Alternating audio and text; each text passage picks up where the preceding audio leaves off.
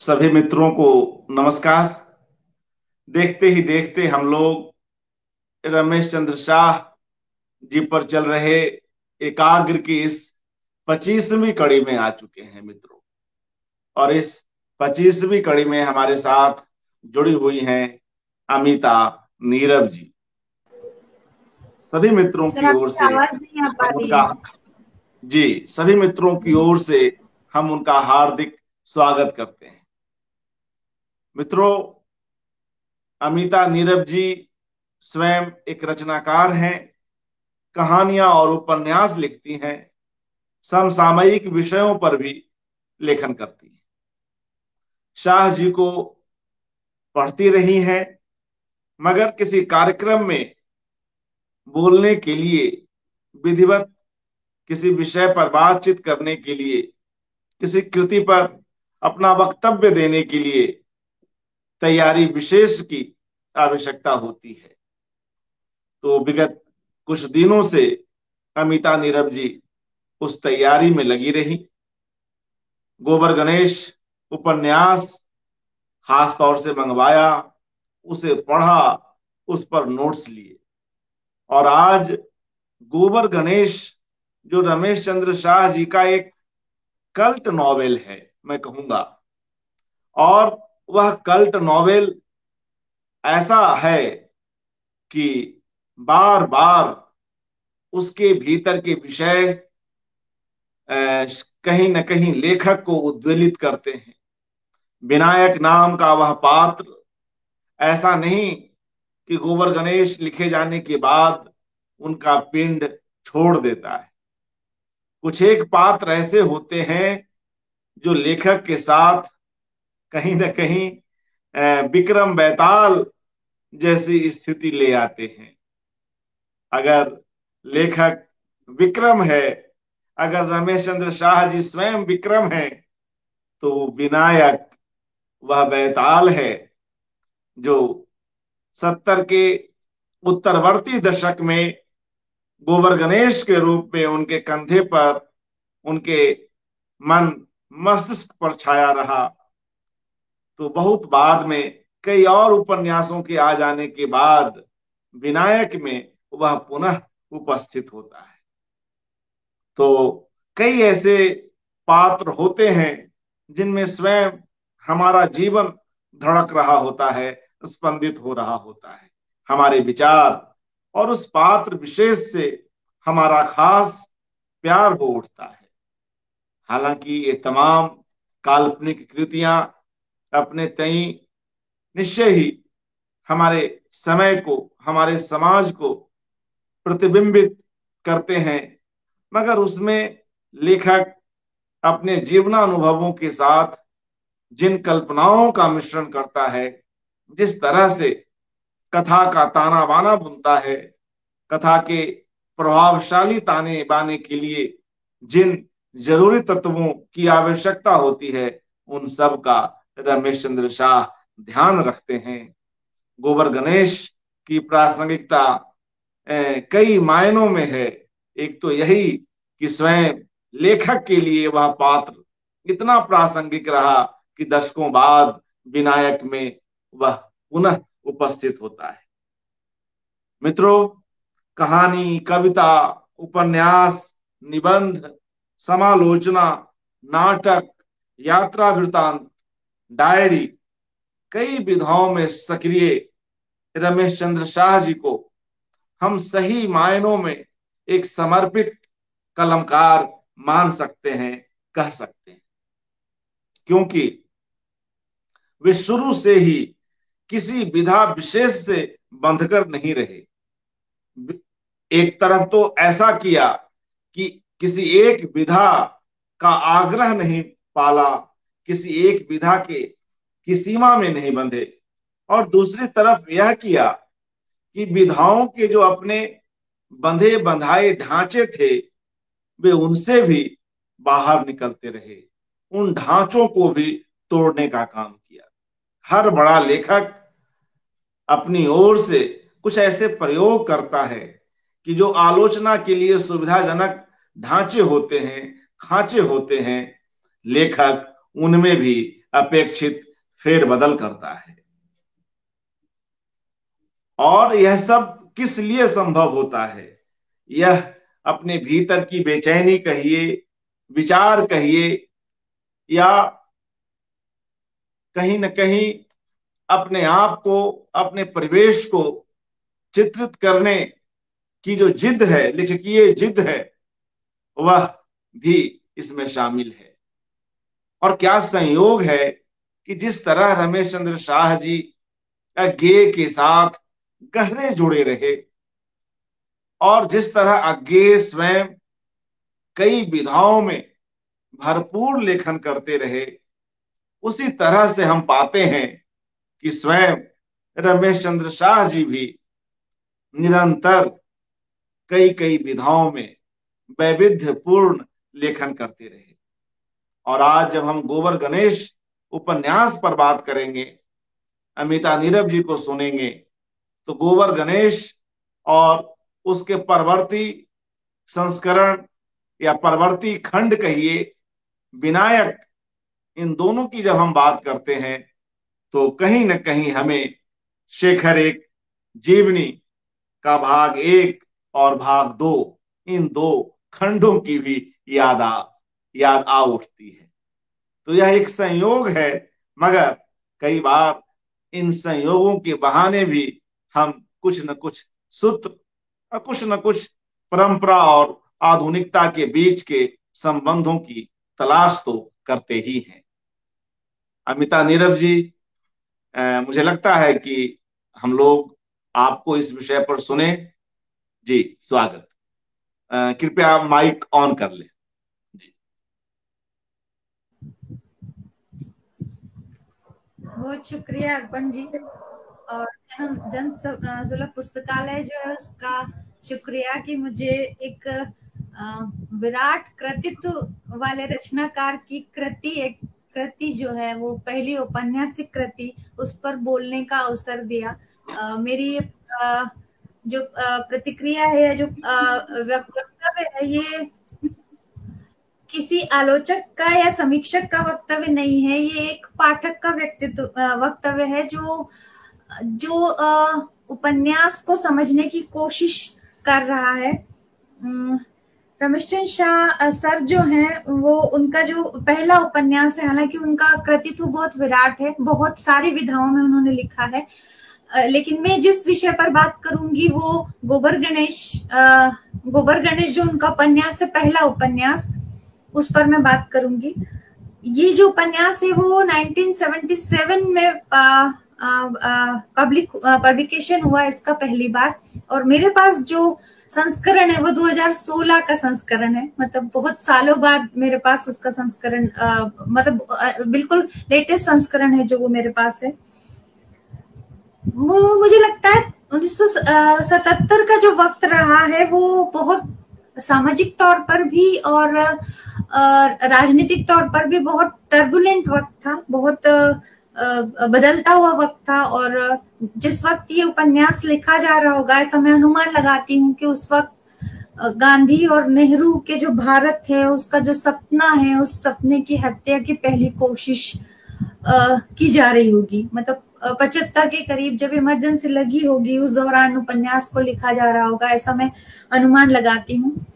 तो गोबर गणेश की जो कथा है, दरअसल वो कहानी एक बच्चे विनायक की है। मतलब कहीं मैंने पढ़ा है, जब मैं इस सिलसिले में बोलने के लिए तैयारी कर रही थी, उस सिलसिले में मैंने कहीं पढ़ा है कि ये आत्मकथात्मक उपन्यास है। तो जो विनायक की कहानी है वो उस और स्वतंत्रता से थोड़ा पहले शुरू होती है, और स्वतंत्रता के बाद के 15-20 सालों तक वो कहानी चलती है। दरअसल कहानी नहीं है, वो एक बच्चे का अपनी परिस्थितियों के साथ तादात्म्य, उसका उनके साथ अपनी परिस्थितियों के साथ संघर्ष, अपने समाज से उसका तादात्म्य, अपने समाज के साथ उसका संघर्ष, अपने वक्त के साथ उसका तादात्म्य, अपने वक्त के साथ उसका संघर्ष, और उस संघर्ष से, उस सारे संघर्ष के बीच उस बच्चे के बनने, विकसित होने और बड़े होने की जो पूरी प्रक्रिया है वो इस उपन्यास में हमें दिखाई देती है। और चूंकि विनायक जो है वो इस उपन्यास का नायक है, और जो आगे चलकर एक विनायक नाम के उपन्यास में विस्तारित होता है और फिर उसको साहित्य अकादमी पुरस्कार मिलता है। तो उसकी जो कहानी है वो उसके बचपन से शुरू होती है और उसके जवानी तक के काल में वो कहानी चलती रहती है, और उसके बाद उस कहानी के इर्द गिर्द जो है वो बहुत सारी चीजें साथ साथ चलती है। उसमें उस वक्त की परिस्थितियां हैं, राजनीतिक परिस्थितियां हैं, उस वक्त की सामाजिक परिस्थितियां हैं, और जो शहर है अल्मोड़ा उसकी बात है। मतलब अच्छा लगता है जब हम इस तरह की कोई चीज पढ़ते हैं कि मतलब उस वक्त का, स्वतंत्रता के पहले का और स्वतंत्रता के बाद का अल्मोड़ा शहर जो है वो हमारे सामने चित्र की तरह उपस्थित होता है। जैसे 40 के दशक में गुनाहों का देवता में इलाहाबाद हमारे सामने खड़ा होता है, या 60 के दशक का प्राग जो है वो निर्मल वर्मा के वेदिन में हमारे सामने आता है। इस तरह की चीजें अल्मोड़ा के साथ भी है। मतलब अल्मोड़ा भी हमारे सामने एक चित्र की तरह खड़ा होता है। हम बहुत सारे अल्मोड़ा के बहुत सारी जगहों के बारे में हम जानना शुरू करते हैं, जैसे खगमरा या भैंसवाड़ा या सुआल नदी। इस तरह से पता चलता है कि अल्मोड़ा जो है वो दोनों नदियों के बीच एक पहाड़ी जो है वो ऊंट की तरह है, उस जगह पर बसा हुआ है। तो ये सारी चीजें हमें उसमें पता चलती है। और विनायक जो है वो अपने अभाव के साथ, अपने संघर्ष द्वंद्वों के साथ, खिंचाव और अपने आकर्षण, अपनी उपलब्धियां, अपना हीनता बोध, अपनी जागरूकता, अपनी असफलताएं, अपने सपनों का भंग होना, बनते बिगड़ते रिश्ते, और जो खोने वाले लोग हैं उनके साथ में विनायक की जो है वो कथा आगे चलती है। और कहानी यूं है कि अल्मोड़ा शहर में एक व्यापारी परिवार होता है, और उस व्यापारी परिवार में 3 भाई होते हैं। सबसे बड़े भाई के 2 बच्चे, जिसमें एक विनायक होता है और एक बहन होती है विनायक की, सरोज। एक बच्चा और होता है जिसके बारे में बहुत ज्यादा उपन्यास में कोई उल्लेख नहीं है। और दूसरा जो भाई है उनकी शादी हो चुकी है, जो मथुर काका के नाम से उपन्यास में हमें दिखाई देते हैं, और उनकी शादी हो चुकी है लेकिन उनकी पत्नी उनके साथ नहीं रहती है। और तीसरा जो भाई है वो जगन्नाथ है, जिनको जगन काका बच्चे कहते हैं, और वो उसको पढ़ाने के लिए, क्योंकि वो बहुत मेधावी रहते हैं, और उनको पढ़ाने के लिए जो बड़े भाई हैं वो ऋण लेते हैं, उधार लेते हैं, और अपने भाई को पढ़ने के लिए इलाहाबाद भेजते हैं। लेकिन भाई जो है वो स्वतंत्रता आंदोलन में भाग लेता है और जेल चला जाता है, और उसकी पढ़ाई वहीं छूट जाती है। तो जो परिवार है जिसने उस भाई पर अपना दांव लगाया था, वो भाई जो है वो उस चीज को पूरा नहीं कर पाता है, परिवार के उस सपने को पूरा नहीं कर पाता है, और परिवार जो है वो आर्थिक संकट में चला जाता है।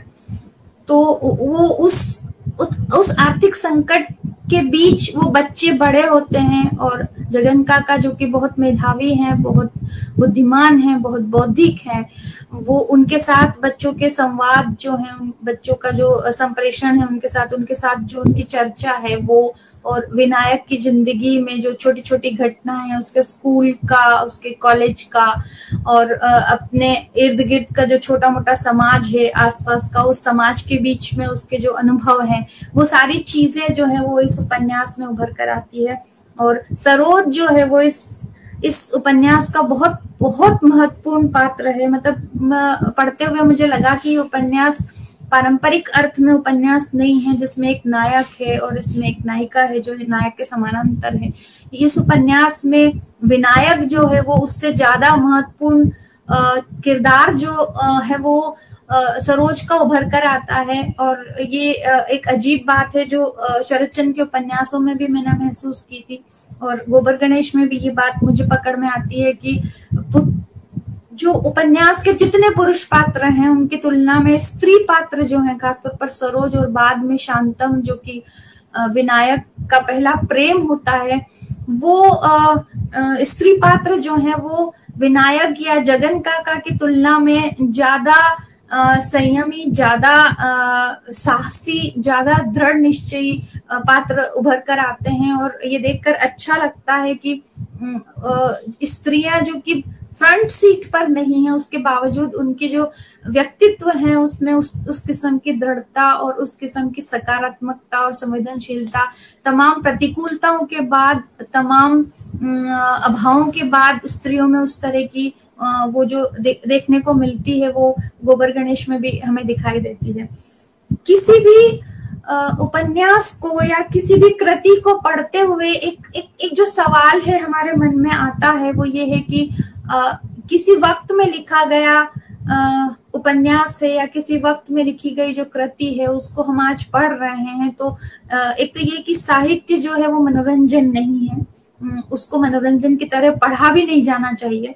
तो आज हम जो उसको पढ़ रहे हैं तो मनोरंजन के इतर हमारे जो चेतना में है वो साहित्य किस तरह से आना चाहिए। मतलब आज स्वतंत्रता के आसपास की जो चीजें हैं जिसको हम पढ़ रहे हैं वो आज हमें क्यों पढ़ना चाहिए, जबकि हम अपने देश की आजादी का मतलब अमृत महोत्सव मना रहे हैं। 75 साल हमारे देश की आजादी को हो गए हैं, और आजादी के समय जो चीजें थी क्या वो वही के वही आज भी है, ये सवाल जो है वो बार बार उठता है। और जब मैं इस उपन्यास से गुजर रही थी तो मुझे ये बात महसूस हुई कि ये जो उपन्यास है इसका जो चुनाव किया गया मैंने अपने पढ़ने के लिए और मैंने अपने वक्तव्य के लिए, तो मुझे लगा कि ये जो उपन्यास है ये उस वक्त में तो लिखा गया था, अपने वक्त की जो दस्तावेज है वो तो खैर अपनी जगह है ही, लेकिन आज जिन परिस्थितियों में हम रह रहे हैं उन परिस्थितियों में उपन्यास उस वक्त से ज्यादा प्रासंगिक मुझे महसूस हुआ। तो मुझे लगा कि ये जो बिंदु है, इस बिंदु पर मैं अपनी बात इस उपन्यास के संदर्भ में रखना चाहूंगी। जो मेरी अपनी समझ है, जो मेरी अपनी पाठकीय समझ है, मैं उसके आधार पर इस उपन्यास पर अपनी बात रखना चाहूंगी। एक जो चीज है जिससे मैं शुरू करूंगी, लेकिन बाद में हम इस उपन्यास की प्रासंगिकता पर भी बात करते चलेंगे।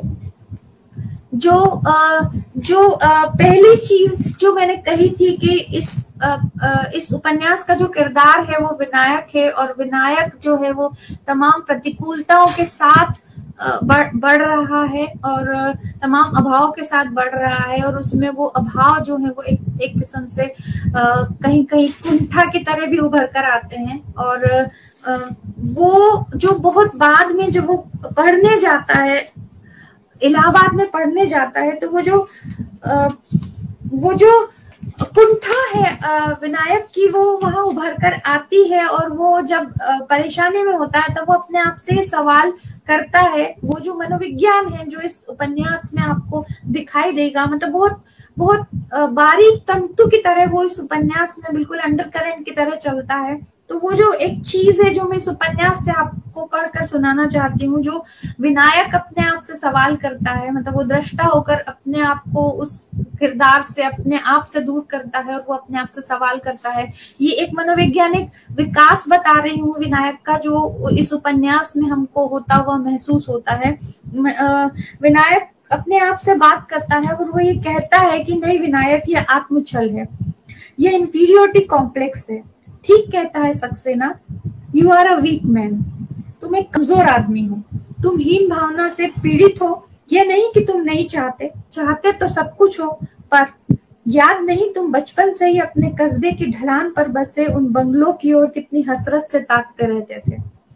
याद करो उस दिन नित्यानंद के घर से लौटकर तुम किस कदर अपनी कोठरी में बंद होकर फूट फूट कर रो रहे थे। क्यों रोए थे? इसलिए कि तुम्हारे कमरे की खिड़की से तो क्या, घर की छत से भी हिमालय क्यों नहीं दिखता, कि तुम्हारा घर इतना कुबड़ा और ठिगना क्यों है, और उसके कमरे दड़बों जैसे क्यों हैं। याद है तुम एक बार जिद करके नारायण के साथ उसके घर गए थे और फिर उसके बाद कभी नहीं गए, क्योंकि वहां दुर्गंध के मारे तुम्हारी नाक फट गई थी और तुम्हें अचरज हुआ था कि जानवरों के गोट से भी ज्यादा बदबूदार और गंदे उस दुमोड़ के मोहल्ले में तुम्हारा लंगोटिया यार कैसे रहता होगा।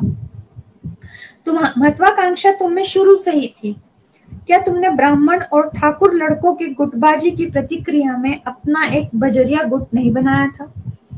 क्या वह स्वाधीनता क्लब तुम्हारी नेतागिरी की लालसा की पूर्ति का ही साधन नहीं था?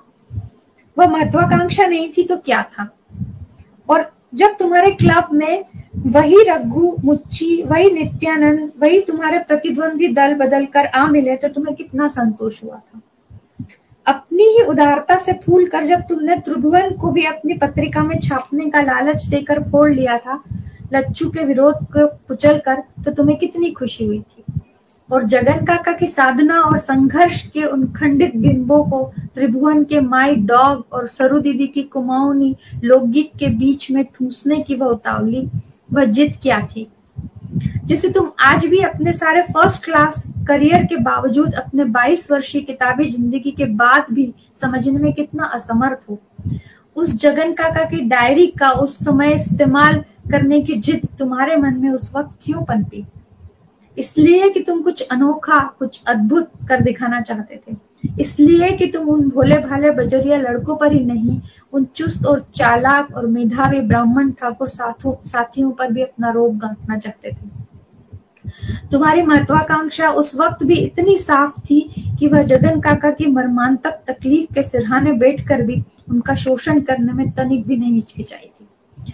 और जगन काका का ही क्यों, महीन लिखावट के वे 120 पृष्ठ तुमने किससे नकल करवाए थे? अपनी उस बहन से तो, जो जगन काका के शब्दों में उस घर की अंतरात्मा थी। वह तुम्हें बराबर मना करती रही थी कि यह ठीक नहीं है, पर उसके सहज विवेक को भी तुमने इसी महत्वाकांक्षा की मार से धुंधला कर दिया था। कहो कि तुम स्नेह की आड़ में अपनी बहन का भी भावनात्मक शोषण ही जाने अनजाने नहीं करते रहे? क्या आज भी तुम वह नहीं कर रहे हो? याद करो उस मनहूस दोपहर को जब तुम उसे लिवाने के लिए ससुराल पहुंचे थे। हाँ, यह सच है विनायक, यह सच है। तुम कवि हो और इसलिए बरसों पहले अपनी बहन के घर में बिताई एक मनहूस दोपहर के छोटे से अनुभव को लेकर तुम्हारी कल्पना आज इतनी बौखलाई हुई है। उसने तुम्हें कभी कुछ नहीं बताया। क्यों नहीं बताया?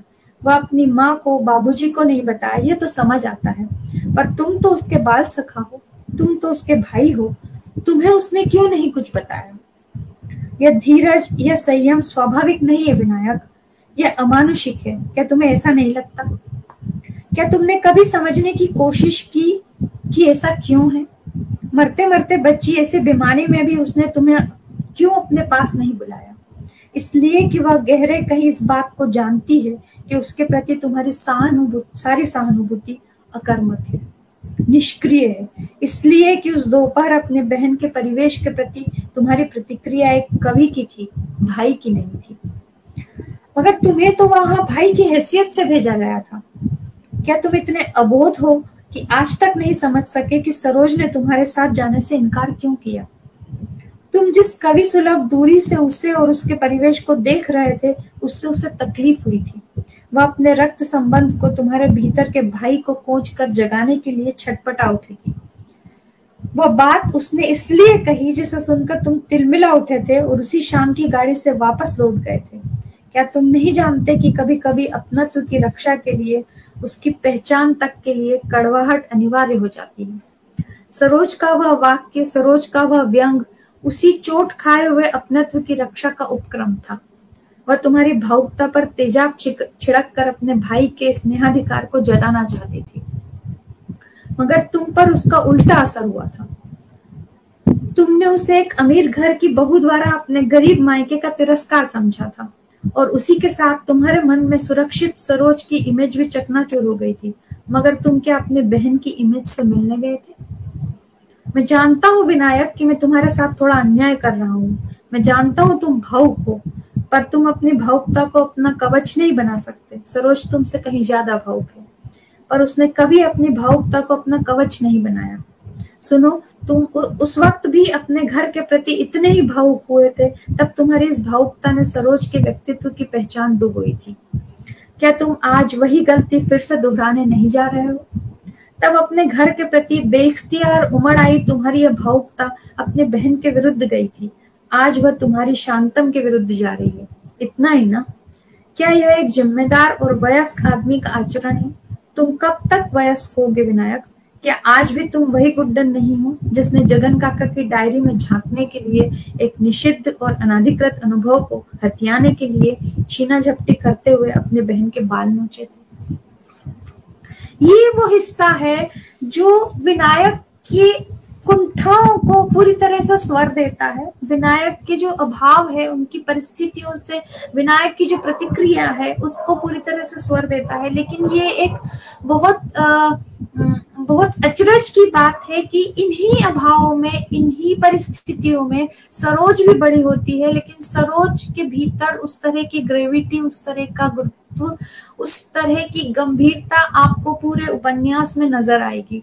मतलब ये एक थोड़ा सा विषयांतर है कि क्या स्त्रियां जो हैं वो अपनी परिस्थितियों से जल्दी सामंजस्य बैठा लेती है, या उनकी कंडीशनिंग उस तरह की होती है कि वो उन परिस्थितियों के बीच भी अपनी जो ग्रेविटी है, अपने व्यक्तित्व का जो गुरुत्व है, उसको बनाए रखती है। ये थोड़ा सा विषयांतर है। हम दरअसल गोबर गणेश की इस वक्त गोबर गणेश की प्रासंगिकता या आज के संदर्भों में गोबर गणेश की प्रासंगिकता पर बात करेंगे। पहला जो विचार है, पहला जो सवाल है वो ये है कि इस वक्त की क्या चुनौतियां हैं, इस वक्त के क्या प्रश्न हैं। अभी फिलहाल हम जिन परिस्थितियों से गुजर रहे हैं उनमें बेरोजगारी है, उनमें सांप्रदायिकता है, उसमें कट्टरता है, जातिवाद जो है वो बढ़ा है। मतलब ये अजीब बात है कि लोकतंत्र में जातिवाद को खत्म हो जाना चाहिए, लेकिन लोकतंत्र में ही जातिवाद जो है वो और ज्यादा मजबूत हुआ है। इसी वक्त में जो अतार्किकता है या अवैज्ञानिकता है वो भी एकदम से उभर कर सतह पर आ गई है। तो एक जो चीज थी, जो ये सवाल उठता था कि क्या इस वक्त में, मतलब इस वक्त में ऐसा क्या हुआ जो हमें एकदम से सारी प्रतिकूल चीजें हमारे सामने आकर खड़ी हुई कि सांप्रदायिकता जो है वो एकदम से सरफेस पर आ गई, या जो जातिगत भेदभाव है। क्योंकि जब ऊना में जो है वो दलितों के साथ मारपीट होती है, या कहीं दलित जो है वो घोड़ी पर चढ़कर शादी कर रहा होता है तो उसके साथ मारपीट होती है, या कहीं कोई दलित किसी सवर्ण के कुएं से अभी भी, आज भी इस 21वीं सदी में भी, आज भी यदि वो किसी सवर्ण के कुएं से पानी निकाल कर पी लेता है तो उसके साथ मारपीट होती है। तो ये जो चीजें हैं, ये क्या 75 साल बाद आज भी वहीं के वहीं खड़ी हुई है, आज भी वहां बदली नहीं है।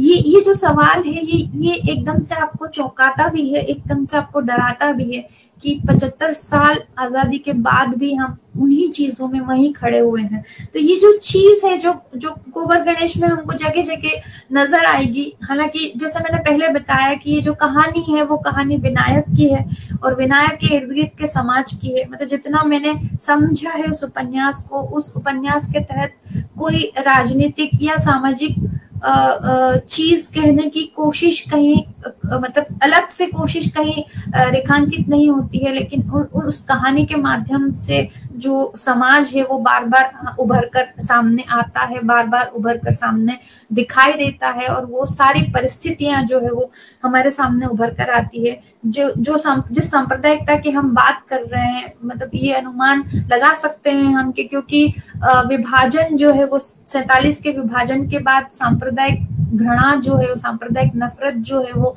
अपने चरम पर रही होगी उस वक्त में। लेकिन उससे पहले भी जब आजादी की लड़ाई शुरू हुई थी और जिस वक्त पाकिस्तान की मांग शुरू हो गई थी और मुस्लिम लीग ने जो है जगह जगह प्रदर्शन किए थे, उस वक्त से उस छोटे से कस्बे में, अल्मोड़ा में, बच्चों के बीच में जिस तरह से सांप्रदायिक बातें हुआ करती थी, जिस तरह से वो जो समाज का जो रिफ्लेक्शन है वो दिखाई देता था, वो आज हम देखते हैं तो वो आज हमें चौंकाता है। मतलब जो एक बात है जो विनायक और जगन काका के बीच में इस मसले पर, सांप्रदायिक मसले पर होती है, वो बात जो हमको बार बार चौंका देती है और हमें लगता है कि हम किस समाज, हमारा जो समाज है वो आज भी उस जगह से आगे नहीं बढ़ पाया है।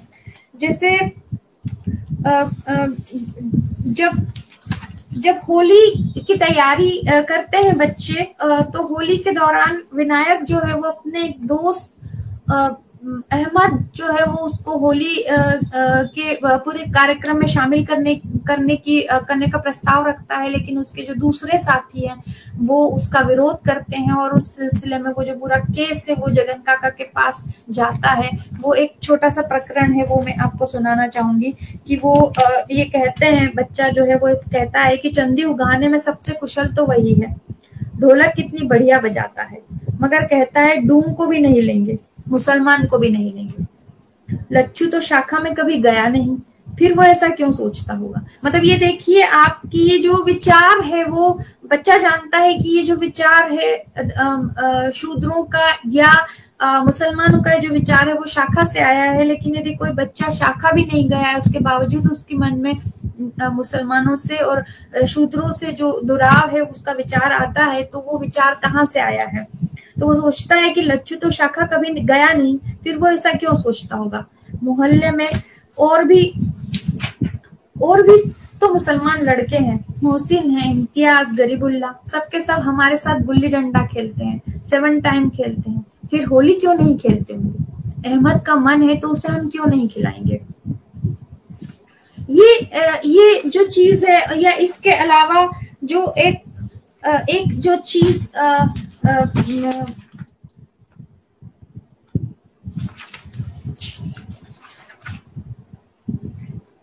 एक जो चीज कास्टिज्म पर जो बात होती है, ये बहुत महत्वपूर्ण बात है, और ये हमें चौंकाती है कि ये उस वक्त भी उतना ही गहरा था जिस वक्त हम आज देखते हैं। वो कहते हैं कि क्यों नारायण, मनीष ने कभी तुमसे भी कहा शाखा में भर्ती होने के लिए?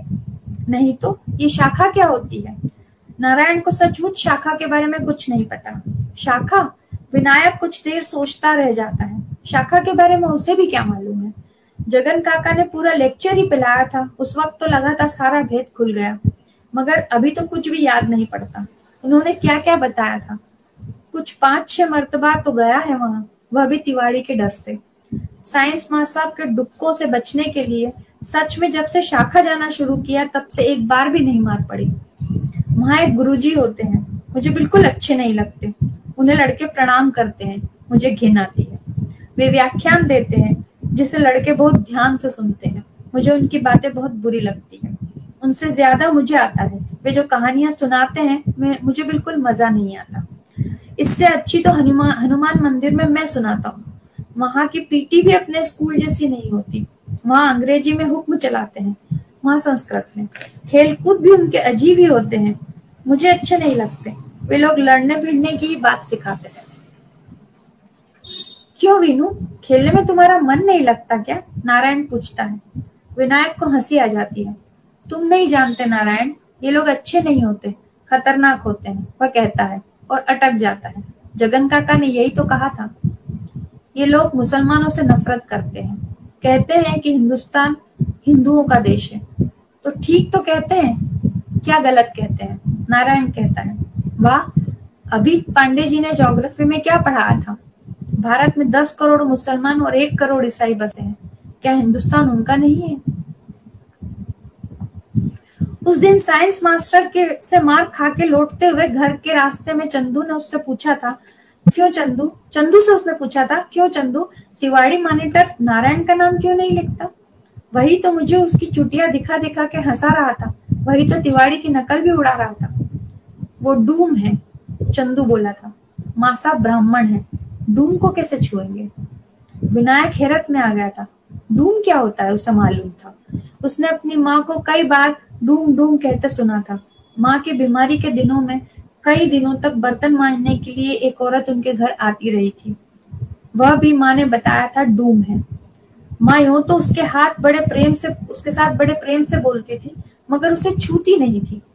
कोई रोटी, कपड़ा या रुपया पैसा भी देना होता तो ऊपर से ही उसके फैले हुए आंचल या हाथ में डाल देती थी।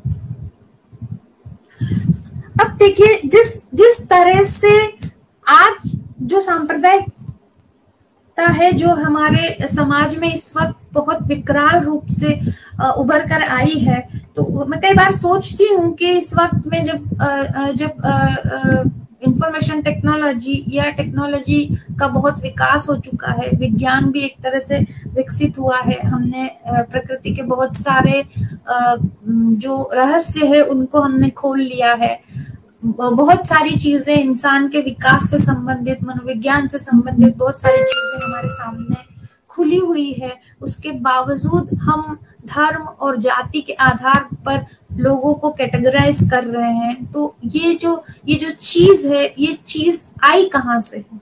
मतलब आज जिस चीज को सबसे पीछे होना चाहिए वो एकदम से हमारे जिंदगियों में, हमारे पूरे लोक व्यवहार में हमारे सबसे आगे आकर कैसे खड़ी हो गई। दरअसल इसके जो सूत्र हैं, जब हम गोबर गणेश पढ़ते हैं तो हमें यह महसूस होता है कि इसके सूत्र या इसके बीज इतने गहरे डले हुए हैं हमारी सामाजिक चेतना में, हमारी लोक चेतना में, कि हम बहुत कोशिश करके भी उनको नहीं निकाल पा रहे हैं। और जैसे ही अनुकूल परिवेश हमारे सामने उपस्थित होता है और हम उस अनुकूल परिवेश में वो बीज जो है वो हम एकदम से मतलब अंकुरित होते देखते हैं, और आज वो जो बीज है वो पूरा के पूरा पेड़ की तरह, मतलब विश्व वृक्ष की तरह वो उभर कर हमारे सामने आ गया है। ये सिर्फ जाति के मसले में नहीं है, ये सिर्फ धर्म के मसले में नहीं है, ये जो चीज है ये मतलब लैंगिक असमानता जैसी चीज भी बहुत उभर कर आती है। हम अपने इर्द गिर्द देखते हैं कि यदि किसी स्त्री ने जो स्थापित चीज है उसके खिलाफ यदि कोई बात कही है तो उसको जिस तरह से ट्रोल किया जाता है, उसको जिस तरह से धमकियां दी जाती है, वो जो चीज है वो हमारे सामने उभर कर आती है। एक जो चीज है जो हमारी जो भारतीय मानस में है कि स्त्री जो है उसको सुंदर होना जरूरी है, और सुंदर होने में उसके रंग का बहुत बड़ा हाथ है, और उसका रंग जो है वो बहुत फेयर होना चाहिए, मतलब कलर उसका जो फेयर होना चाहिए। तो ये जो चीज यहाँ पर गोबर गणेश में, जब विनायक अपने बहन के बारे में सोचता है, अपने बहन को देखता है, तो वो चीज यहाँ भी आपको नजर आती है कि विनायक को दीदी आज बहुत सुंदर लग रही थी। वैसे दीदी को कोई सुंदर नहीं कहता, वे कुछ ज्यादा ही सांवली है। उस दिन विनायक के कान में पड़ गया, परली बुआ माँ से कह रही थी, ये काली कैसे निकल गई? हमारे खानदान में तो सभी गोरे थे, इसे कौन ले जाएगा? इस पर माँ ने एक गहरी सांस छोड़ते हुए कहा था, ले कौन जाएगा? जहाँ इसका अन्न जल होगा वहीं जाएगी।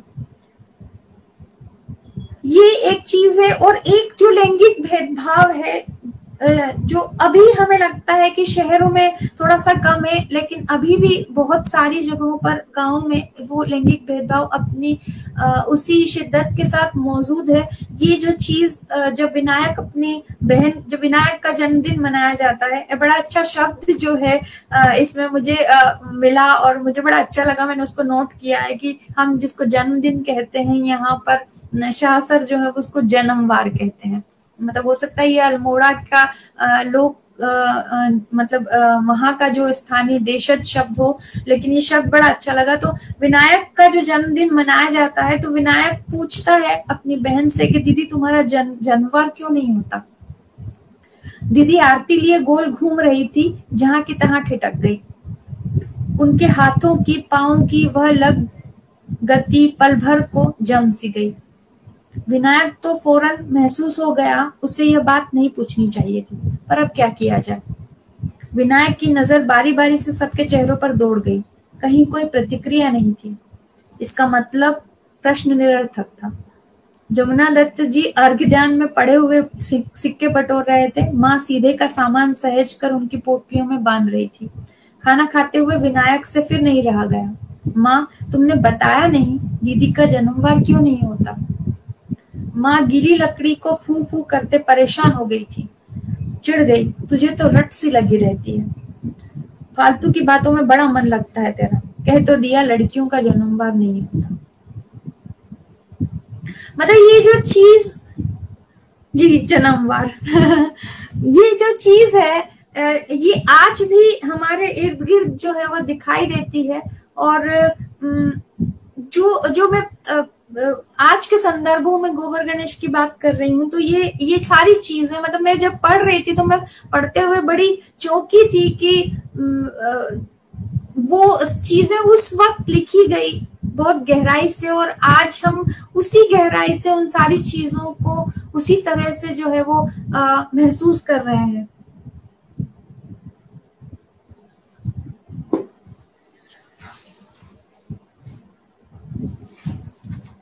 एक मतलब अभी इस वक्त जो मैंने पहले भी कहा था कि इस वक्त जो हमारे हमारे पूरे सामाजिकता में जिस किस्म का इरेशनलिज्म आया है, मतलब रेशनलिज्म को लेकर जिस तरह का नकार हमारे सामाजिक जीवन में, राजनीतिक जीवन में हमें महसूस होता है, वो मतलब ठीक है, उस वक्त जबकि शिक्षा का और साक्षरता का प्रतिशत बहुत कम था, हम बिल्कुल शुरुआती दौर में थे, विकास की दिशा में हम बढ़ रहे थे और हमें बहुत सारी दिशाओं में विकास करना था। तो उस वक्त यदि ये चीज रहती कि ठीक है रेशनलिज्म है, लेकिन आज भी हम उसी रेशनलिज्म को उसी शिद्दत से महसूस करते हैं। हम देखते हैं कि जो स्कूलों में, कॉलेजेस में या यूनिवर्सिटीज में जो लोग साइंस पढ़ा रहे हैं, वो लोग घर में पूजा पाठ करते हैं, वो लोग वो सारी चीजें, ज्योतिष में यकीन करते हैं, वो सारी चीजें करते हैं जो हमें लगता है कि एक विज्ञान का विद्यार्थी होने के नाते उन चीजों को कम से कम उन लोगों को तो नहीं करना चाहिए। मतलब ये अजीब बात है जब हम ये सोचते हैं कि एक यूनिवर्सिटी का नहीं, एक मेडिकल एसोसिएशन के जो पूर्व अध्यक्ष हैं, पूर्व प्रेसिडेंट हैं, वो ये बात कहते हैं कि किसी खास दिन यदि आप सरसों का दीपक जलाएंगे तो वो पॉजिटिव वेव्स जो है वो आपके घर में प्रवेश करेगी और वो आपको कोरोना से बचा देगी। मतलब ये जो चीज उस वक्त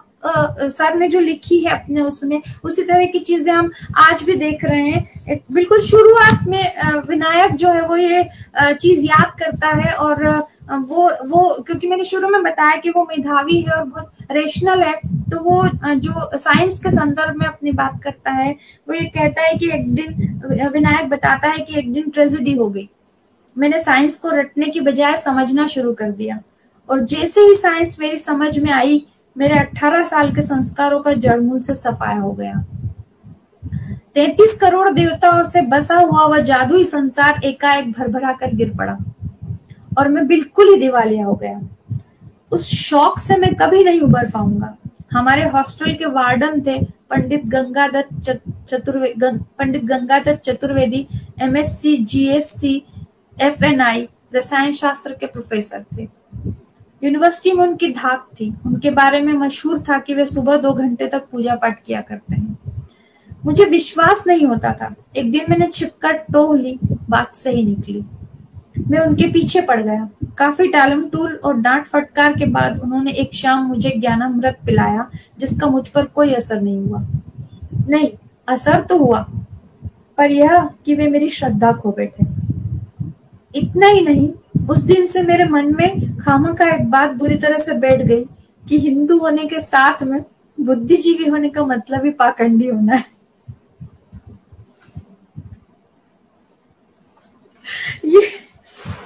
ये चीज जो है, जो उस वक्त लिखी गई है, वो आज हमको शब्दशः शुक्रिया, वो चीज जो है वो आज हमको शब्दशः महसूस होती है। हम अपने परिवेश में वो सारी चीजें उस तरह से देखते हैं, और ये चीज बड़ी निराशाजनक है कि हम अभी भी उन्हीं चीजों को जो 70 साल पहले थी, वो अभी भी उन्हीं चीजों को हम आज भी धो रहे हैं। आज भी हमारे इर्द गिर्द वो चीज हमारे इर्द गिर्द जो है वो चल रही है। ये एक और चीज जो उन्होंने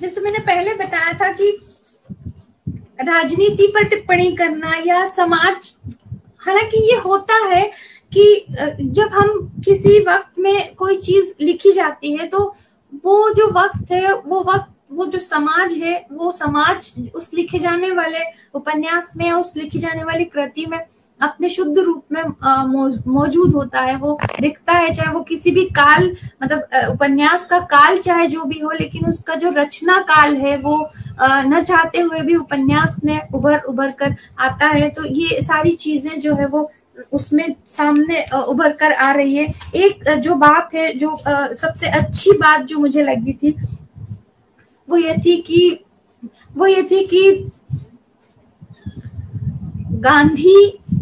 गांधी और मार्क्स के बीच,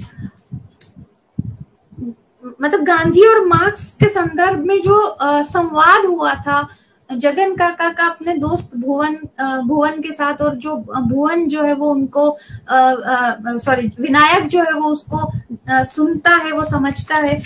बहुत साल पहले मैंने ये बात महसूस की थी, बहुत साल पहले मैं इस चीज को सोचती रही हूँ कि कोई भी विचार जो है वो किसी एक परिस्थिति की देन होता है, और यदि हमारी जो जिद है उस विचार को उसी रूप में लागू करने की, वो जो जिद है वो उस विचार की प्रासंगिकता को मतलब उस विचार की जो शुद्धता है या उस विचार का जो प्रासंगिकता है उसको खो देता है। तो ये जो एक चीज है जो यहाँ पर दिखाई देती है, जो गांधी और कम्युनिज्म को लेकर जगन काका और भुवन के बीच में, उनके जो दोस्त हैं उनके बीच में जो संवाद हुआ है, वो संवाद बहुत मजेदार है। और एक आखिरी बात जो गांधी के बारे में मैं बताऊंगी इसमें, कि गांधी के बारे में जो एक नई दृष्टि हमें इस उपन्यास से मिलती है वो बहुत अद्भुत है। मतलब गांधी को जिस तरह से सर ने डिकोड किया है वो आपको कई अलग अलग स्तरों पर सोचने को मजबूर करेगा। फिलहाल मैं गांधी और कम्युनिज्म के बीच जो विवाद है वो उस विवाद को मैं पढ़कर सुनाऊंगी। कि वो कहते हैं, जगन काका कहते हैं कि मैं गांधीवादी नहीं हूँ, मगर इतना जानता हूँ कि गांधी जिस भाषा में बात करते हैं वह हमारी जिंदगी की है, हमारे अपने संस्कार की भाषा है। मुझे कहने दो कि तुम उस जिंदगी और उस संस्कार से बिल्कुल कटे हुए हो। कौन सुनता है तुम्हारा भाषण, कौन पढ़ता है तुम्हारे लेख? बेशक हिंदुस्तान को कम्युनिज्म चाहिए, मगर ऐसा कम्युनिज्म जो उसकी मिट्टी से निकला हो, मुझे बताओ वह कहाँ है? ये सब फालतू की बकवास है। भुवन बोले, मार्क्सवाद एक इंटरनेशनल चीज है, उसका संदेश दुनिया भर की भूखी, नंगी, शोषित, पीड़ित मानवता के लिए है। तुम अंधी राष्ट्रीयता से ग्रस्त हो, तुम में और फासिस्टों में क्या फर्क है?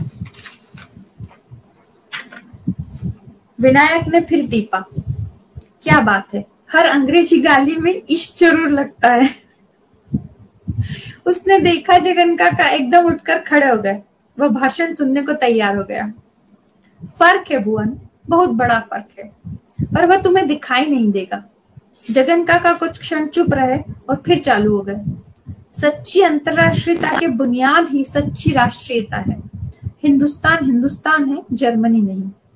राष्ट्रीयता का अर्थ यूरोप के लिए है, वह हमारे लिए नहीं है। जैसे हमारी धार्मिकता भीतर से धर्मनिरपेक्ष है, वैसे ही हमारी राष्ट्रीयता की कल्पना भी राष्ट्र निरपेक्ष होगी। जो खतरा तुम्हें दिखता है वह मुझे नहीं दिखता, क्योंकि तुम हिंदुस्तान के इतिहास में यूरोप का इतिहास पढ़ते हो। तुम्हारी अंतरराष्ट्रीयता मैं खूब अच्छी तरह समझता हूँ। वह एक मानसिक विलास के सिवा क्या है? मुझे बताओ। मेरा देश एक गरीब देश है, वह उतनी महंगी चीज नहीं खरीद सकता है, उसे उसकी जरूरत भी नहीं है। वह तुम्ही को मुबारक हो।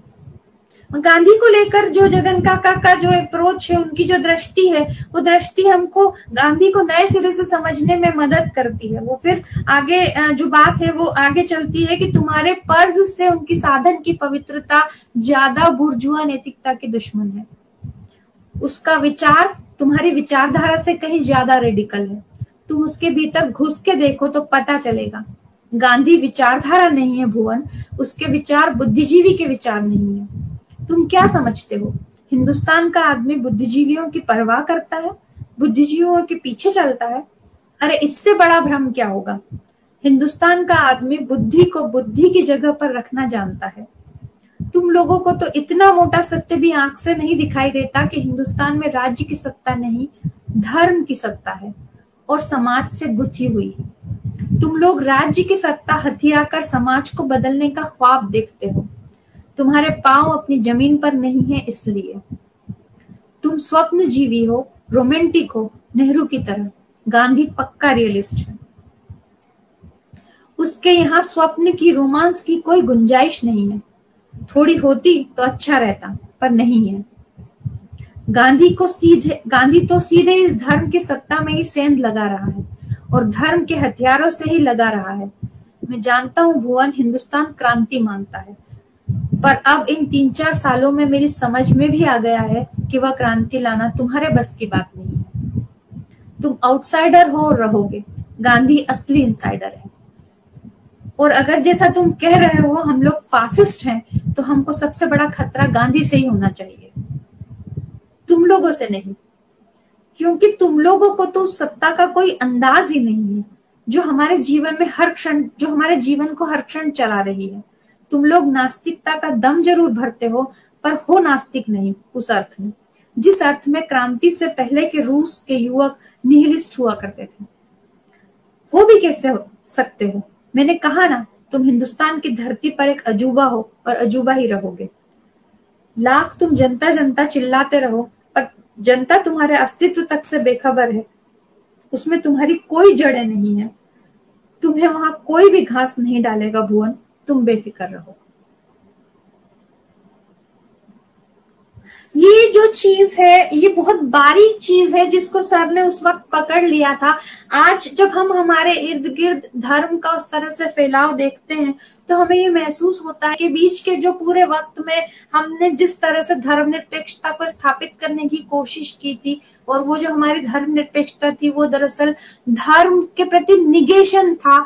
वो जो निगेशन जो है वो एक तरह से कुंठा की तरह जो है वो हमारे समाज में उभर कर आया है। और अब हमारा समाज जो किसी वक्त में धर्मनिरपेक्ष नजर आता था, वो पूरी तरह से धर्ममय हो गया है।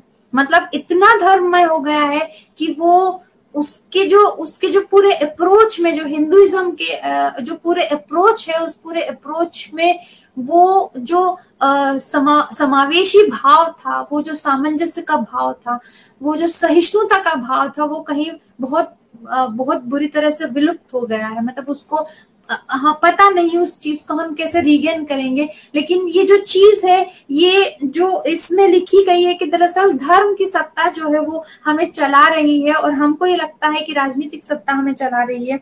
और जिन लोगों ने इस सच को पकड़ा है, जिन लोगों ने उस सच को बहुत मैनिपुलेट किया है, वो लोग आज पूरे समाज को धर्म में करते चले गए हैं, और उस कदर धर्म में करते चले गए कि हमारा जो मूल धर्म है वो हमसे दूर छिटकता चला जा रहा है।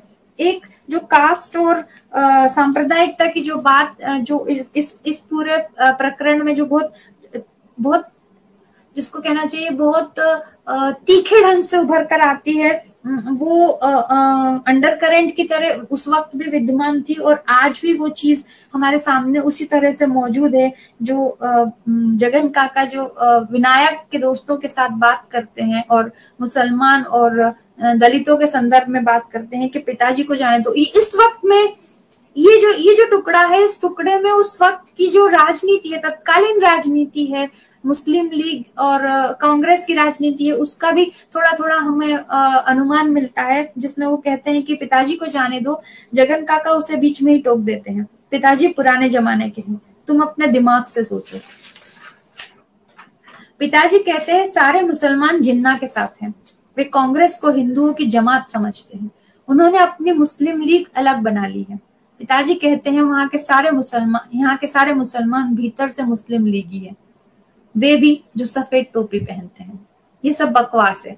जगन काका चीख पड़ते हैं, देश की एकता का ठेका क्या कांग्रेसियों ने ले रखा है? देश की एकता के लिए चाहिए क्रांतिकारी विचार और जवान खून। कांग्रेसियों के पास क्या है सिवा गांधी के? नहीं जगन काका, मैंने खुद सुना है, वे लोग रात रात भर मीटिंग करते हैं, उसमें हिंदुओं को गाली देते हैं, जिन्ना की तारीफ करते हैं, नहीं अगाते। ये लोग महात्मा गांधी को भी नहीं मानते, अपना अलग पाकिस्तान बनाना चाहते हैं। क्यों नहीं चाहेंगे? जगन काका बुरी तरह से बौखला जाते हैं। तुम्हारा तो ये हाल है कि एक मोहल्ले में पीढ़ियों से रहते रहते भी तुम उनके घर नहीं जा सकते। उनको अपने घर नहीं बुला सकते, और उनसे तुम उम्मीद करते हो कि वे राजनीति में चुपचाप तुम्हारे पिछलग्गू बन जाएंगे। नेता क्या होता है? जैसा समाज होता है वैसा नेता। महात्मा गांधी की बात अलग है, वे नेता नहीं है, न रहेंगे। तुम और हम क्या सोचते हैं, क्या जीते हैं, इसका सवाल है। मुझे बताओ लच्छू, जब तुम उन्हें अपना नहीं समझते तो वे तुम्हारे साथ क्यों रहे? अच्छी तरह, पूरी तरह से अलग क्यों ना हो जाए? देखिए जगन काका, लच्छू कहता है, जहां तक स्वाधीन क्लब का सवाल है, मुझे अहमद को उसमें शामिल करने में कतई एतराज नहीं है। वह जैसे विनायक का दोस्त है, मेरा भी दोस्त है, मगर होली, आप खुद सोचिए, ये कैसे हो सकता है? पिछले साल की बात है, मैंने यूं ही करीम पर रंग डाल दिया था। डाला किसी दूसरे लड़के पर था, करीम उधर से आ रहा था, उस पर पड़ गया, तो उसका बड़ा भाई आकर मुझे सीढ़ियों से जबरदस्ती घसीट कर गली में गिरा ले गया और जेब से चाकू निकाल लिया। वो तो अल्लाह दिया चाचा उसी वक्त बीच में आ पड़े, वरना तो मुझे चाकू मार देता। और आपको पता है काका क्या होता? दंगा हो जाता, दंगा। क्या आप समझते हैं अहमद के पिताजी उसे हमारे साथ होली खेलने देंगे? वो भागकर अपनी मर्जी से आ जाएगा तो भी यही समझेंगे कि हमने उसे फुसलाया। काका जी आप ही सोचिए, ये किसी बेकार की जिद है। मैं कहता हूँ जगन काका, आप भी जरा हम लोगों के साथ लेकर दाढ़ी चाचा के पास चलिए, कह के देखिए जरा, कल को कुछ हो गया तो इसकी जिम्मेदारी किस पर होगी? ये लोग हर चीज को धर्म का मामला बना देते हैं, लच्छू टोकता है। ये जो एक सेंटेंस है, ये जो सेंटेंस उस वक्त लिखा गया था, आज एग्जैक्ट यही सेंटेंस हम हमारे इर्द गिर्द सुनते रहते हैं। और तुम लोग नहीं बनाते। जगन काका चीख पड़ते हैं और फिर सहसा चुप हो जाते हैं। कुछ देर सन्नाटा खिंचा रहता है, फिर विनायक को सहसा कुछ याद आता है। माँ भी यही कह रही थी जगन काका, जिस वक्त तुम आए थे। लच्छू ठीक कह रहा है काका, चंदू बोलता है। बाकी लड़के भी उसकी हाँ में हाँ मिलाते हैं। मगर कल को अहमद हमारे साथ देवथल जाएगा, मैंने उसे बोल दिया है। लच्छू हंसता है। देवथल जाने में कोई हर्ज नहीं है यार, वो तो पिकनिक जैसी हुई। अहमद हमारे साथ नहा सकता है, तैर सकता है, मंदिर में भी चला जाए तो वहां कौन पहचानता है? ये सारी मुसीबत तो शहर में होती है।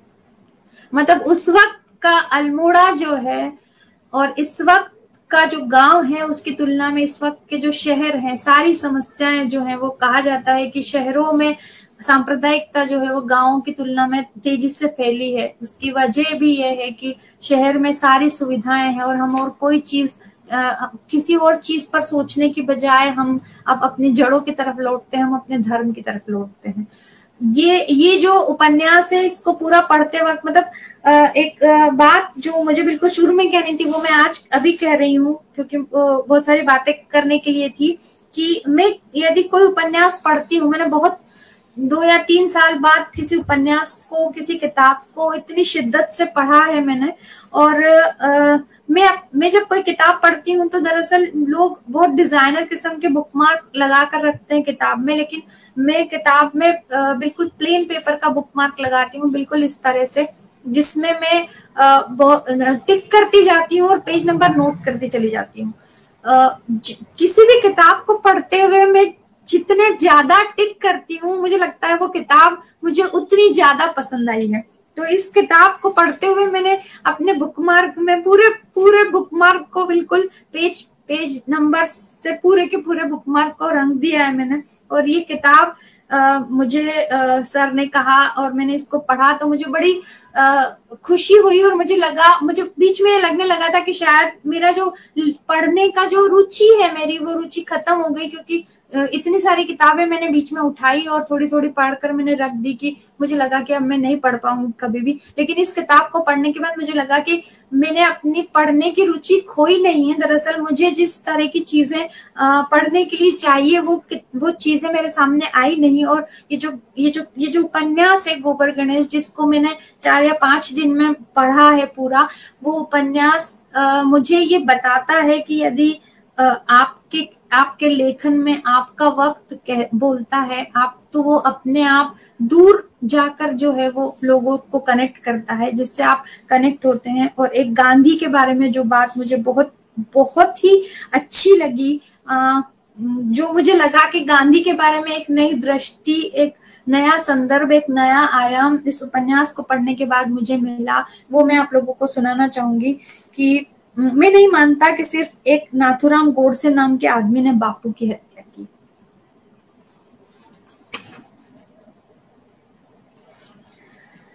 बापू की हत्या हम सब ने मिलकर की है। जिस दिन मैंने नोआखली में बापू को पहली बार देखा, उसी दिन मुझे लग गया कि वे अब ज्यादा दिन नहीं टिकेंगे। उनके चेहरे पर मैंने मृत्यु की छाया देखी, और उस दिन प्रार्थना सभा में जब मेरे पास बैठे हुए सिख लोग किस कदर बेचैन हो रहे थे, उस दिन दूसरी बार मैंने बापू के चेहरे को ध्यान से देखा था, और एकाएक मुझे लगा था कितना भयानक था वह क्षण। मैं भीतर तक कांप गया था। मुझे लगा था वे बिल्कुल निसहाय और अकेले पड़ गए हैं। वे अपने अनुयायियों में से किसी को नहीं पहचान पा रहे थे, जैसे वे एक बहुत गलत जगह आ गए हैं और उन्हें अकस्मात पता चल गया कि इस देश और इस समाज में उनके लिए कोई जगह नहीं है, कि इस देश और इस समाज ने उन्हें सचमुच पूरे मन से स्वीकार किया ही नहीं था। मैंने उनके उठे हुए हाथों में, उनकी दुबली आवाज में ढेर सारी थकान एकाएक उमड़ आती देखी, जैसे उनका सारा प्रयत्न, सारा पुरुषार्थ एक अवास्तविक लीला की तरह उनकी आंखों के सामने गुजर गया हो और वे सहसा विरक्त हो उठे हो, श्री कृष्ण की तरह इस सब से, और अपना हाथ खींच लेना चाहते हो। जो प्रजा गांधी की हत्या कर सकती है, वह अपने लिए भविष्यहीनता का वर्ण कर सकती है। ये जो लाइन है, ये लाइन आपको एकदम अवसाद में ले जाती है कि वह अपने जो प्रजा गांधी की हत्या कर सकती है, वह अपने लिए भविष्यहीनता का वर्ण करती है। वह उस आदमी को और उसकी नैतिक चेतना को अस्वीकार करती है, जिसने और मात्र जिसने हिंदुस्तान के इतिहास में पहली बार उसके सामूहिक उद्धारक की चिंता की, उसके बारे में सोचने और कर्म करने की तकलीफ उठाई। नहीं, जो कहता है गांधी हमारे ऋषि मुनियों की परंपरा में आते हैं, वह गधा है और गांधी के सारे किए धरे का मजाक उड़ाता है। गांधी की महानता यही है कि वह उस परंपरा में एक विचलन पैदा करती है, नया मोड़ देती है। मतलब गांधी जो है वो अब तक हमारे जो परसेप्शन में गांधी थे, उससे बिल्कुल अलग तरह से हमारे सामने प्रस्तुत होते हैं। इस डरपोक जाति को गांधी की सबसे बड़ी देन अभय है, अहिंसा नहीं। अभय ही उनका मूल मंत्र था। अभय उनके लिए मनुष्य के मनुष्य होने का अर्थ था। क्या हमने इसे समझा? नैतिक पूर्णता का आध्यात्मिक पूर्णता के साथ अनिवार्य संबंध है, यह गांधी ने ही हमें सिखाया है। और यह भी कि इस मामले में हम ईसाई धार्मिकता से भी कुछ सीख सकते हैं। पूरब और पश्चिम यहाँ मिलते हैं गांधी में, और पूरब की शर्तों पर मिलते हैं, पश्चिम की शर्तों पर नहीं। यह आत्महीनता नहीं है, जातीय दर्प नहीं है, अतीत पूजा नहीं है। यह समन्वय से भिन्न और बड़ी चीज है। यहाँ हिंदुस्तान की बुनियादी नम्रता और बुनियादी आत्मविश्वास एक बार फिर एक विजातीय किंतु प्राणवान जीवन और संस्कृति से टकराता है और रूपांतरित होता है। यह हिंदुत्व और ईसाइयत की असली मुठभेड़ और असली पहचान है एक दूसरे की। गांधी ने पश्चिम को सचमुच पचाया है। यही वह जगह थी जहां से हमारे लिए पश्चिमी संस्कृति के नकलची या गरीब बिरादर बनते जाने की भयावह स्थिति से उबरना संभव था। गांधी की हत्या उस सारी संभावना की हत्या है, और आने वाली पीढ़ियां भी फिर से उस आत्मदया की और आत्महीनता के दलदल में फेंक दी गई है, जिससे हमें कोई नहीं उबार सकता, श्री अरविंद भी नहीं। मुझे श्री अरविंद की उस बात ने बेहद क्षुब्ध किया। गांधी के उपवास के प्रति उनकी उस निहायत आत्मतुष्ट और संवेदनहीन प्रतिक्रिया ने कि एक व्यक्ति पूरे समाज के पाप का प्रायश्चित करे, यह विचार ही मूर्खतापूर्ण है। यह ईसाई विचार है और हमारी परंपरा के विरुद्ध जाता है। क्या विडंबना है! अरे विरुद्ध जाता है, वह भी मान लो, तो इसीलिए तो गांधी का विचार और कर्म क्रांतिकारी है। श्री अरविंद भी तो क्रांतिकारी हैं, क्रांतिकारी थे। इससे बड़ा दुर्भाग्य क्या हो सकता है कि एक क्रांतिकारी को दूसरे क्रांतिकारी की भाषा ही समझ में ना आए। क्या हमारे क्रांतिकारी आंदोलन में शुरू से ही उसकी मृत्यु के बीज निहित नहीं थे? नहीं, मुझे ऐसा नहीं सोचना चाहिए। मैं कृतज्ञ नहीं हूँ। हालांकि कृतज्ञता हमारे खून में है, कृतज्ञता हमारे खून में है। मैं जान रहा हूँ, साफ साफ देख और महसूस रहा हूँ कि हमारी जनता हम क्रांतिकारियों को बहुत जल्दी भुला देगी। हमारे समाज की श्रद्धा सिर्फ मुनियों और राजाओं के लिए सुरक्षित रही है। ये जो एक लाइन है कि हमारे समाज की श्रद्धा सिर्फ मुनियों और राजाओं के लिए सुरक्षित रही है, ये लाइन जो है वो भी आपको एकदम से उद्वेलित कर देती है।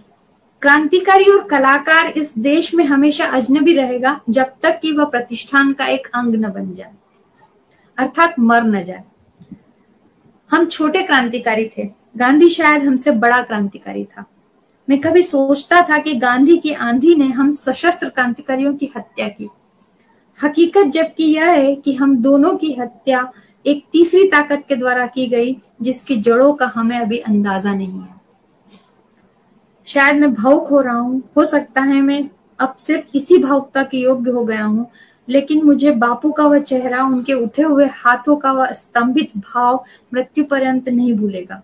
श्री अरविंद को मैंने नहीं देखा, 3-4 महीने पांडिचेरी रह चुकने के बाद भी नहीं, पर उससे कोई फर्क नहीं पड़ता। उनका साक्षात्कार शायद उस चेहरे में कुछ नहीं जोड़ता जो उनकी किताबों में मौजूद है। जबकि गांधी को जिसने नहीं देखा, नहीं सुना, उसने जरूर कुछ मिस किया। हालांकि यह भी मेरी भावुकता है, क्योंकि जो गांधी के बहुत निकट रहे हैं, जिन्होंने उसे रात दिन देखा है, मुझे संदेह है कि गांधी उनकी हड्डियों में तो क्या, उनकी मोटी खाल के अंदर भी कहीं सचमुच भिज सका है। ये जो चीज है, जो गांधी के उस वक्त अप्रासंगिक हो जाने वाली बात है, और गांधी के आज भी अप्रासंगिक हो जाने वाली बात जो बार बार कही जाती है, ये जो चीज इसमें बहुत बहुत खूबसूरती से और बहुत दर्दनाक तरीके से मतलब उभर कर आई है कि गांधी जो है उस वक्त भी, जिस वक्त वो जिंदा थे, जिस वक्त वो सक्रिय थे, उस वक्त भी उनको हाशिए पर डाल दिया गया था। और आज भी गांधी की पूजा जरूर की जाती है, लेकिन गांधी के प्रासंगिक होने पर लगातार सवाल उठाए जा रहे हैं।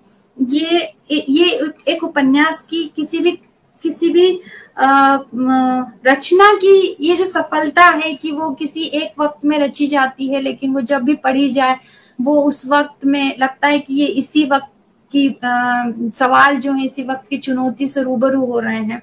ये किसी रचना की जरूर सफलता है, लेकिन किसी रचनाकार के लिए ये बड़ा दुखद अनुभव होगा कि जिन समस्याओं पर वो बात कर रहा है अपने वक्त में, उस वही सारी समस्याएं, वही सारी चुनौतियां, वही सारे प्रश्न जो हैं वो बात के वक्त में भी वैसे के वैसे ही जिंदा रहे, जिनसे वो दो चार हो रहा है। और कोशिश उसकी ये रहती है कि वो उन समस्याओं के समाधान की तरह कोई चीज प्रस्तुत करे, लेकिन वो समस्याएं उसी रूप में जब उसको भविष्य में नजर आती है, तो मुझे लगता है कि किसी भी रचनाकार को इससे बड़ी निराशा होती होगी। उसको ये लगता होगा कि ये जो वक्त है, ये वक्त जिसको हमने उसमें लिखा है, वो वक्त अभी भी गुजरा नहीं है। तो इस दृष्टि से गोबर गणेश जो है वो बहुत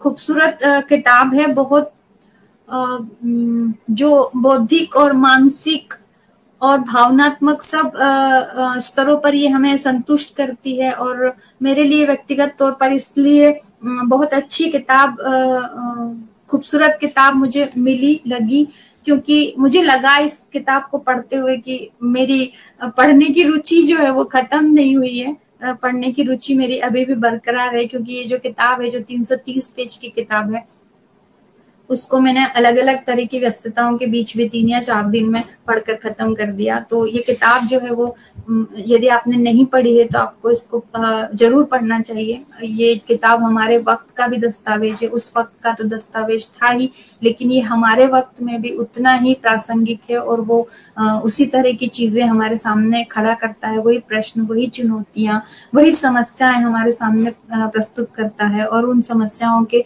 सवालों, उन समस्याओं के जो हल है वो भी उस तरह से प्रस्तुत करता है। मैं उम्मीद करती हूँ कि मैंने अपनी बात ठीक से कहने की कोशिश की जरूर है, लेकिन ठीक से पहुंची या नहीं पहुंची ये आप लोग बेहतर बता सकते हैं। और ये किताब यदि आपने नहीं पढ़ी है तो आप फिर से पढ़िए, और सर को जन्मदिन की बहुत सारी शुभकामनाएं और सर शतायु हो। और इसी तरह से मैंने कहीं पढ़ा था कि सर ने कहा है कि अभी मेरा बेस्ट आना बाकी है, तो उम्मीद है कि हम सर के बेस्ट का इंतजार करें। हालांकि हम जो पढ़ रहे हैं वो सब बेस्ट ही है, लेकिन सर के बेस्ट आने का इंतजार करें और हमें उसका इंतजार रहेगा। नमस्कार। नमस्कार अमिता नीरव जी, और हार्दिक धन्यवाद कि इस आत्मीयता के साथ आपने अपना वक्तव्य रखा और जिस तैयारी के साथ, जिन तमाम नोट्स के बीच आपने अपने विचार को हम सबके साथ साझा किया, वह महत्वपूर्ण है। और सचमुच गोबर गणेश की जो प्रासंगिकता है, किसी भी बड़ी कृति की जो अपनी एक प्रासंगिकता होती है कि वह समय के साथ कई कई स्तरों पर पुनः जीवंत हो उठता है, पुनर्जीवित हो उठता है। तो आपने अपने इस वक्तव्य में यही कोशिश की और मुझे लगता है कि तमाम मित्रों को यह वक्तव्य पसंद आया है। तो इसके लिए आपको एक बार पुनः हार्दिक बधाई कि आपने इतनी मेहनत की। और जो एक बड़ी बात आपने कही कि किस तरह जो है आपको यह उपन्यास बांधे रह सका, यह किसी भी कृति के लिए एक बड़ी बात है अमिता जी, कि वह आपको बांधे रख सके। और जिसकी चर्चा आपने की, और गांधी की, और तमाम लोगों की, शंपा शाह जी की भी एक प्रतिक्रिया आ रही, तमाम लोगों की प्रतिक्रियाएं आई। शंपा जी लिख रही हैं कि गांधी की प्रासंगिकता पर सवाल तब भी थे, आज भी हैं, और आपने जगन काका नामक किरदार के निमित्त से गांधी जी के महत्व को नए सिरे से आलोकित किया। ऐसे और कई पक्ष आपने उठाए और कई रोचक अंशों का पाठ किया।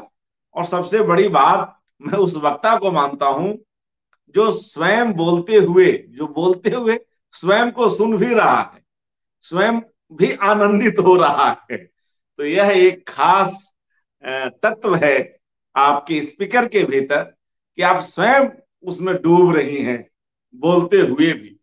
तो बोलते हुए वक्ता और श्रोता दोनों होना, इससे अच्छी बात क्या हो सकती है।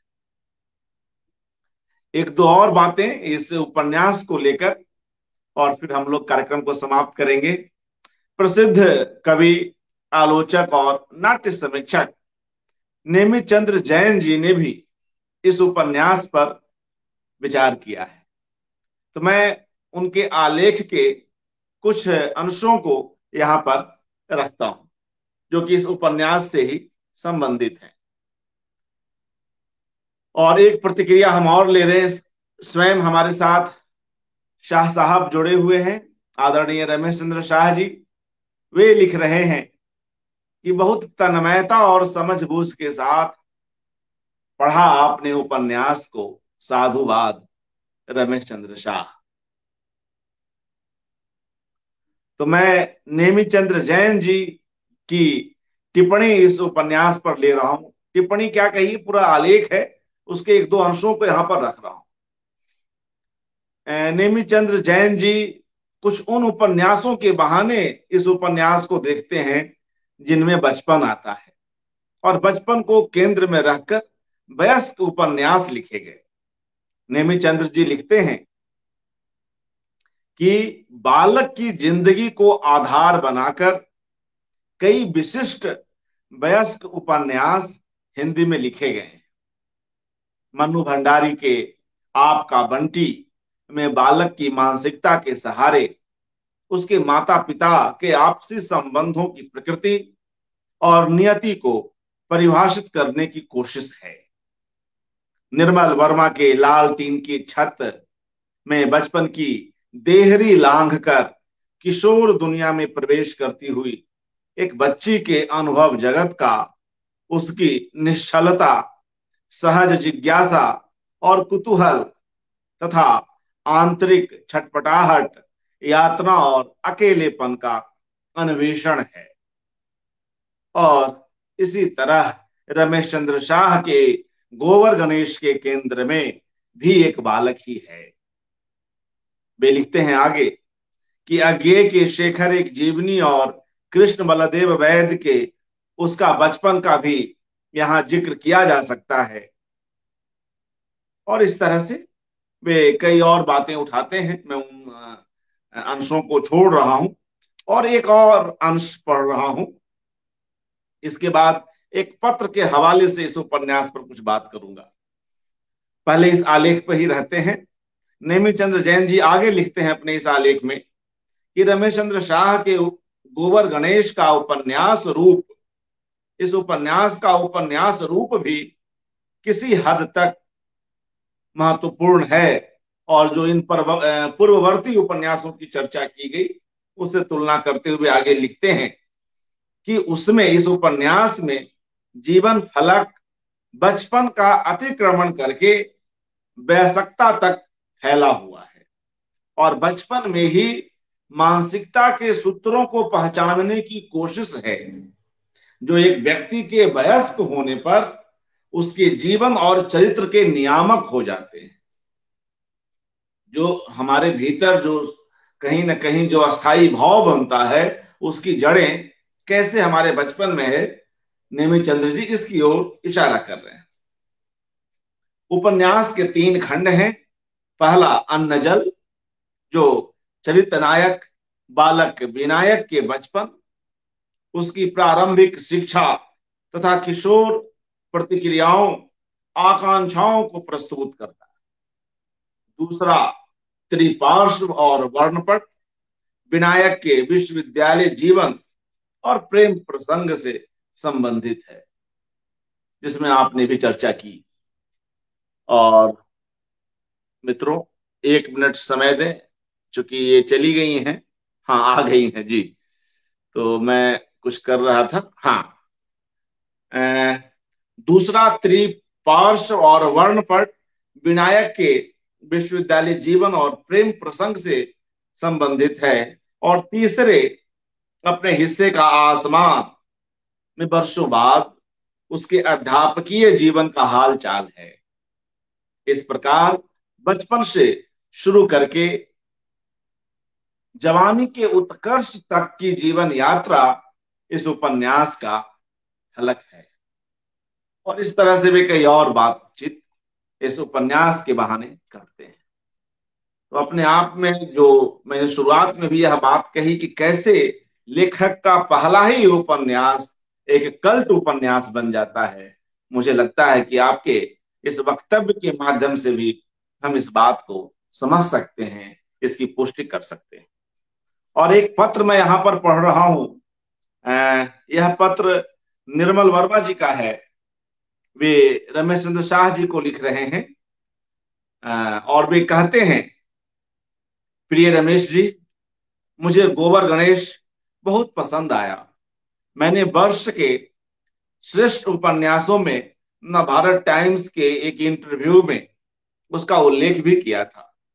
सुना है कि अच्छे, अब देखिए गौर कीजिएगा, सुना है कि अच्छे समीक्षक अच्छे कवि तो बन सकते हैं, अच्छे समीक्षक अच्छे कवि तो बन सकते हैं, अच्छे उपन्यासकार नहीं।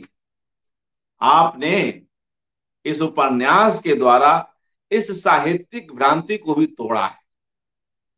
निर्मल वर्मा जी शाह जी को लिखे अपने पत्र 4 फरवरी 1979 में यह बात लिख रहे हैं कि भाई, सुना है कि अच्छे समीक्षक अच्छे कवि तो बन सकते हैं, अच्छे उपन्यासकार नहीं, मगर आपने इस उपन्यास के द्वारा इस साहित्यिक भ्रांति को तोड़ा है।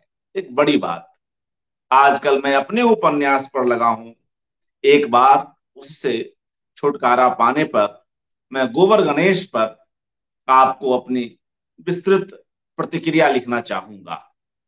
मुझे समीक्षाएं लिखना बहुत अच्छा नहीं लगता, शायद मैं उसके काबिल भी नहीं हूं, किंतु उन किताबों पर कुछ न कुछ लिखता रहता हूं जिन्होंने मुझे उद्वेलित किया। आपकी यह पुस्तक उनमें से एक है। गोबर गणेश किस तरह से निर्मल वर्मा जी को उस समय उद्वेलित कर रहा है, और आज जब अमिता नीरव जी इस उपन्यास को पढ़ रही हैं तो कैसे उनमें आज के प्रश्नों को उठा रही हैं, इस उपन्यास की प्रासंगिकता को देख रही हैं, और जो तमाम समस्याएं थी, बेरोजगारी या धार्मिक कट्टरता और तमाम दूसरी समस्याएं, उन सबको आप ले रही हैं। तो इस तरह से एक अच्छी चर्चा आपके माध्यम से संभव हो सकी। अमिता नीरव जी, आपका हार्दिक धन्यवाद, और तमाम मित्रों का जो इस उपन्यास को देख रहे हैं, जिनकी प्रतिक्रियाएं हमें मिल रही हैं, उन सभी का हार्दिक धन्यवाद। और मित्रों, कल हम लोग इस एकाग्र की कुछ अंतिम कड़ियों के साथ पुनः मिलेंगे। शुभ रात्रि, नमस्कार।